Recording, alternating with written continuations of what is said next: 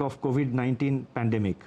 Banks have indeed risen to the occasion by refilling the ATMs regularly despite several logistical challenges.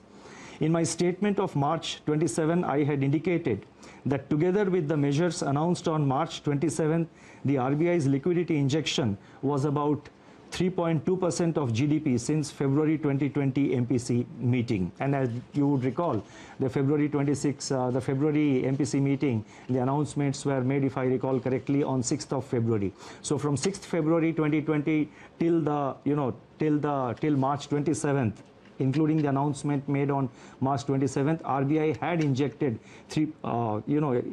liquidity of an amount equivalent to 3.2% of our GDP. Since then, that is since March 27th, surplus liquidity in the banking system has increased sharply in the wake of sustained government spending. Systemic liquidity surplus as reflected in net absorptions. I am talking about net absorptions, that is the difference between the taking into account both the reverse repo and the repo.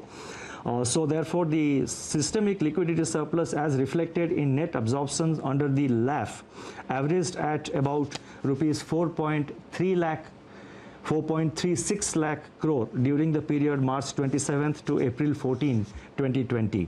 As announced on March 27, the RBI undertook 3 auctions of targeted term repo operations, that is TLTRO, injecting cumulatively rupees 75,041 crore to ease liquidity constraints in the banking system and distress financial markets.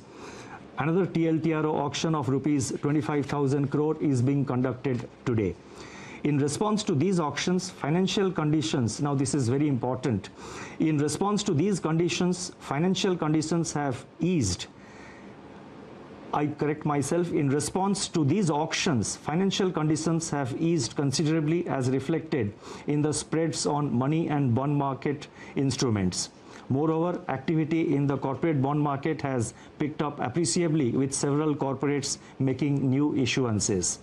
There are also some indications that redemption pressures faced by the mutual funds have also somewhat moderated.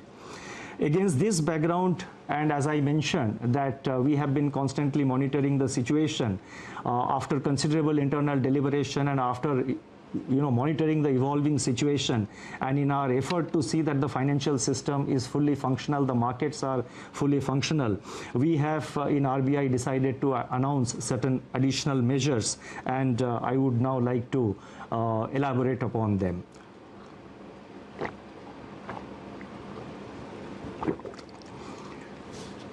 Against this backdrop and based on our continuing assessment of the macroeconomic situation and financial market conditions, we propose to take further measures with the following objectives. 1. To maintain adequate liquidity in the system and its constituents in the face of COVID-19 related dislocations. 2. Facilitate and incentivize bank credit flows. 3. Ease the financial stress. And 4. Enable the formal functioning of markets. The first set of measures relate to liquidity management. The RBI has moved in a calibrated fashion to ensure conducive financial conditions and normalcy in the functioning of financial markets and institutions. The initial efforts to provide adequate system-level liquidity are reflected in sizable net absorptions under the reverse repo operations. With this achieved, the RBI has undertaken measures to target liquidity provision to sectors and entities which are experiencing liquidity constraints and or hindrances to market access. That is, they have a difficulty in accessing the market and they have difficulty of having adequate liquidity with them. LTROs, that is long-term repo operations, which we have undertaken. So these were meant to ensure adequate liquidity at longer end of the curve, longer end of the yield curve. Exemptions from the cash reserve ratio for equivalent incremental credit disbursed by banks as loans in certain select areas and targeted LTROs or TLTROs fall in this category. in this category or in this class and sector specific measures.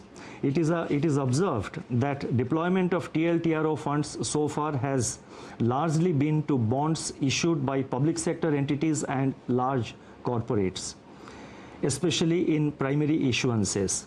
The disruptions caused by COVID-19 have, however, more severely impacted small and mid-sized corporates, including NBFCs and MFIs, in terms of their access to liquidity.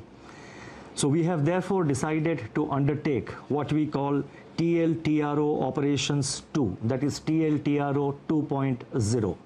Accordingly, it has been decided to conduct targeted long-term repo operations TLTRO 2.0 for an aggregate amount of rupees 50,000 crore to begin with. Please mark my words, rupees 50,000 crore to begin with, in tranches of appropriate sizes.